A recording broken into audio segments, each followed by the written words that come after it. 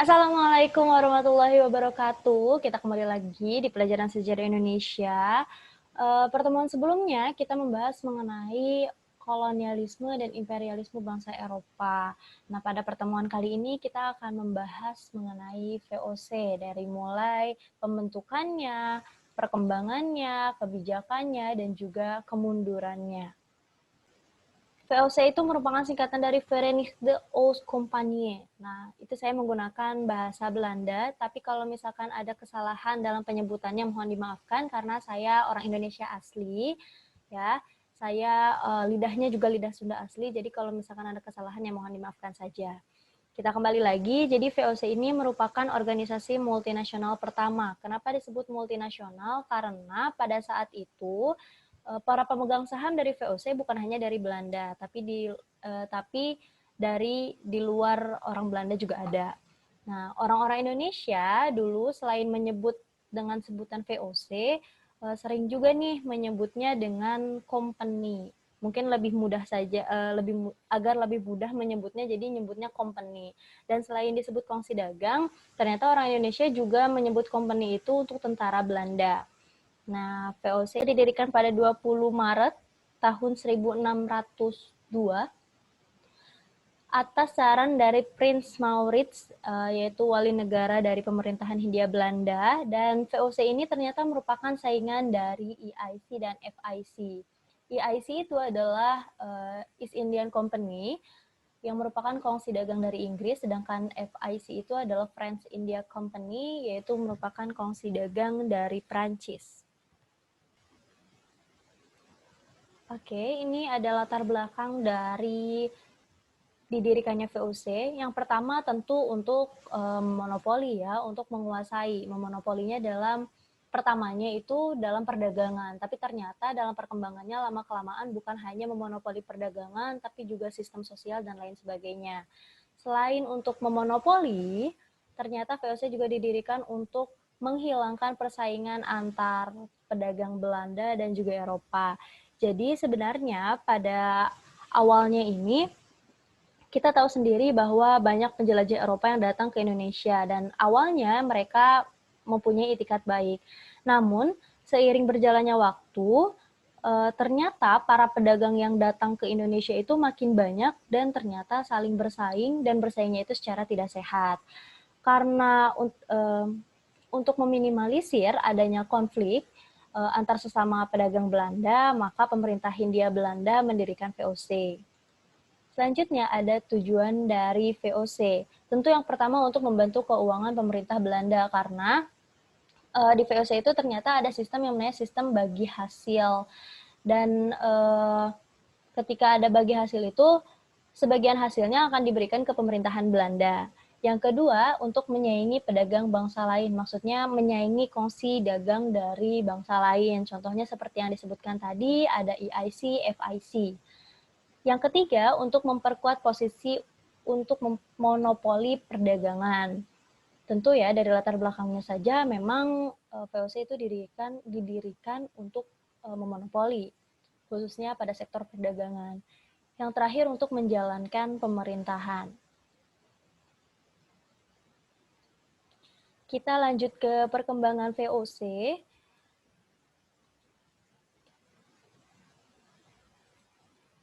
Oke, di sini sudah ada timeline-nya. Jadi ya memang dari awal didirikan pada 20 Maret 1602.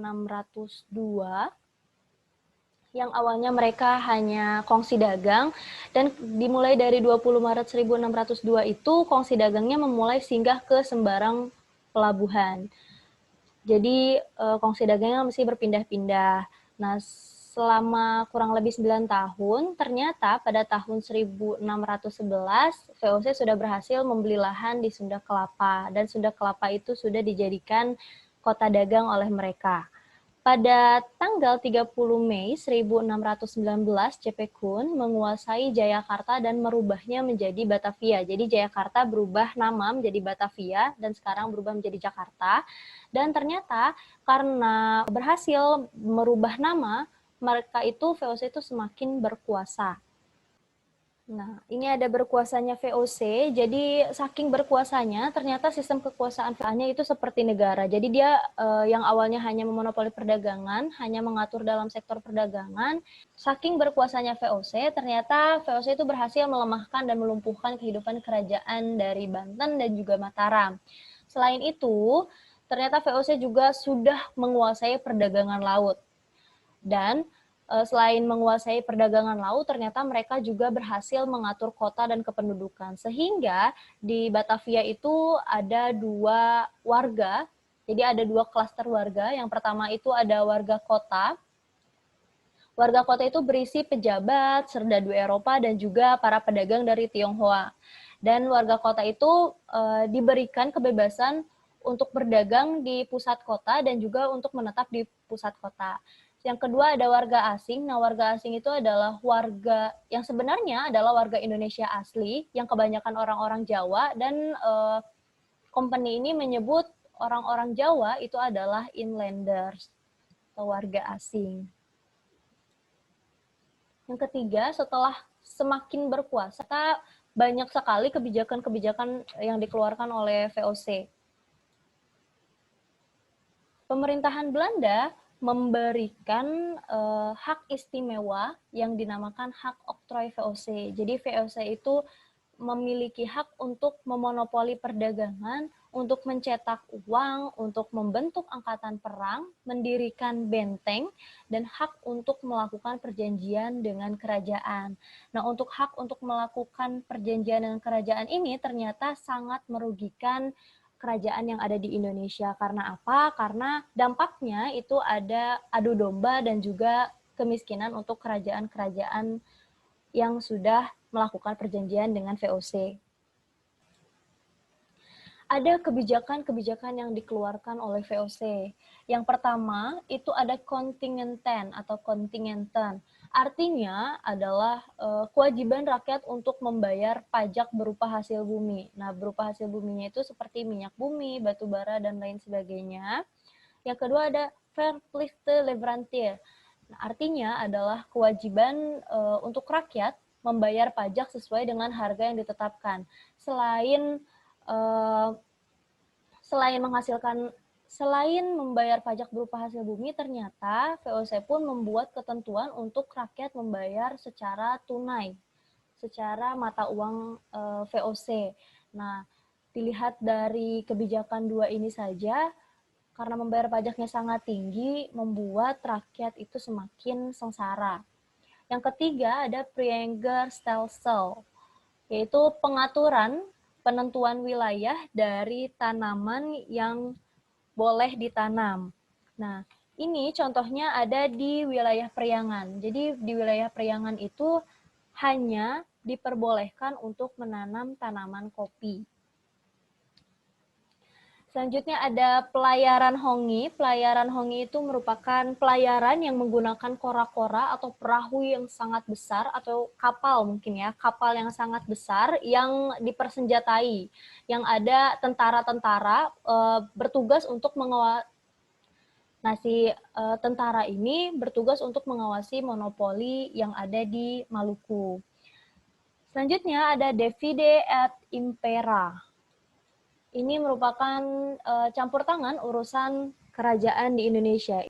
Nah, campur tangannya itu biasanya untuk mengumpulkan hasil-hasil bumi, lalu juga untuk ya tentu saja memonopoli rempah-rempah yang ada di kerajaan tersebut. Nah, terkadang karena ada kebijakan Divide et Impera ini, VOC membela salah satu pihak dan tujuannya untuk menguntungkan VOC, karena ketika VOC membantu suatu kerajaan yang akan berperang, tentu saja pasti ada syarat-syarat yang diberikan oleh VOC dan biasanya itu menguntungkan untuk kas VOC. Divide et Impera juga disebut sebagai salah satu upaya VOC untuk mengadu domba kerajaan-kerajaan yang ada di Indonesia. Yang terakhir, ada kerjasama. Kerjasamanya itu dengan pemerintahan, tujuannya untuk mempermudah penaklukan wilayah yang ada di Indonesia. Dan tentunya kerjasamanya itu pada akhirnya akan menguntungkan untuk VOC. Di sini ada pengaruh kebijakan dari VOC. Yang pertama, VOC selalu mendapatkan tempat yang strategis untuk membuat kota perdagangan. Yang kedua, merebut pasaran produksi pertanian. Jadi bukan hanya sektor perdagangan laut, tapi juga pertanian dan perkebunan.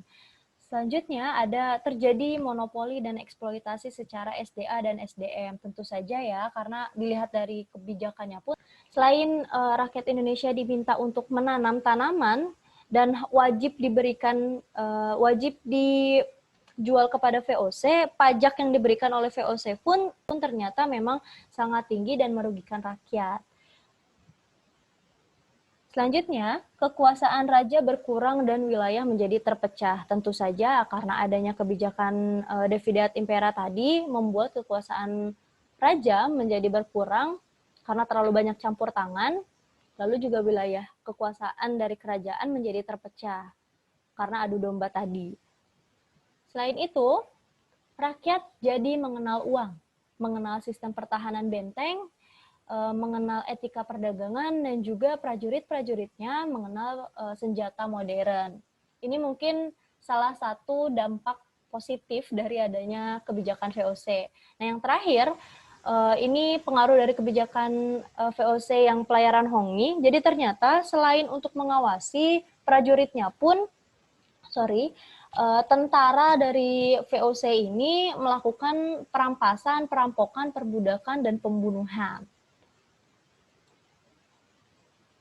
Setelah ada latar belakang, lalu berkembang dan berkuasa, ternyata VOC juga mengalami kemunduran. Kemundurannya ini diawali oleh pembubaran VOC oleh pemerintahan Hindia Belanda pada 31 Desember 1799. Dan karena ketika dibubarkan, VOC ini meninggalkan hutang-hutang besar yaitu 136,7 juta golden dan juga meninggalkan beberapa kekayaan. Kekayaannya itu seperti kantor, gudang, benteng, kapal, dan daerah kekuasaan. Dan kekayaannya ini diambil alih oleh pemerintah Hindia Belanda.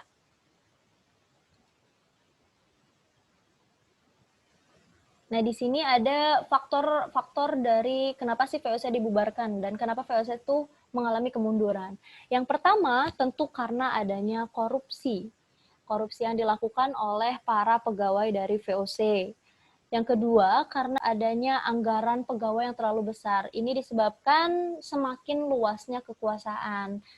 Karena semakin luasnya kekuasaan, maka semakin banyak juga pegawai yang harus dibayar oleh VOC.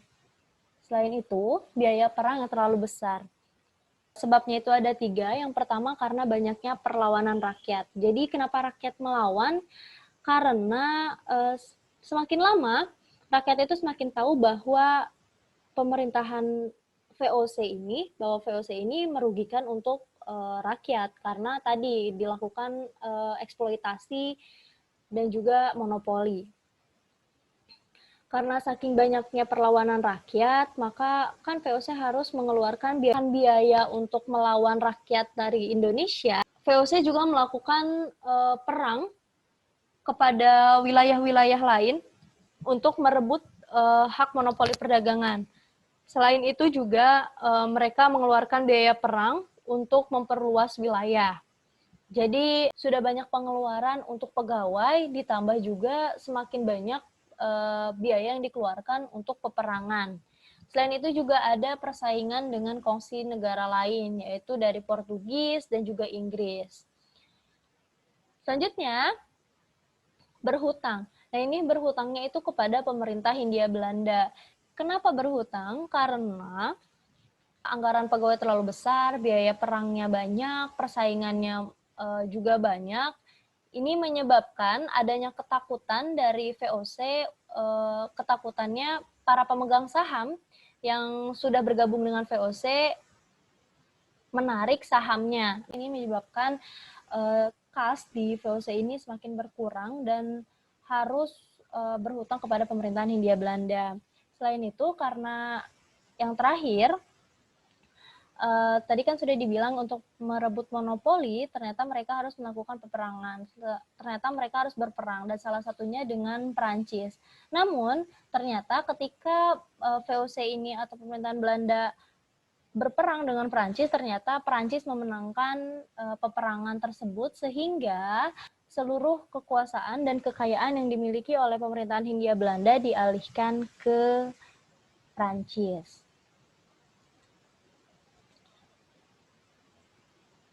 Oke, mungkin hanya itu saja materi mengenai VOC. Apabila ada yang ingin ditanyakan, silakan ditanyakan di Classroom atau bisa melalui Gmail saya. Sekian, semoga bermanfaat. Assalamualaikum warahmatullahi wabarakatuh.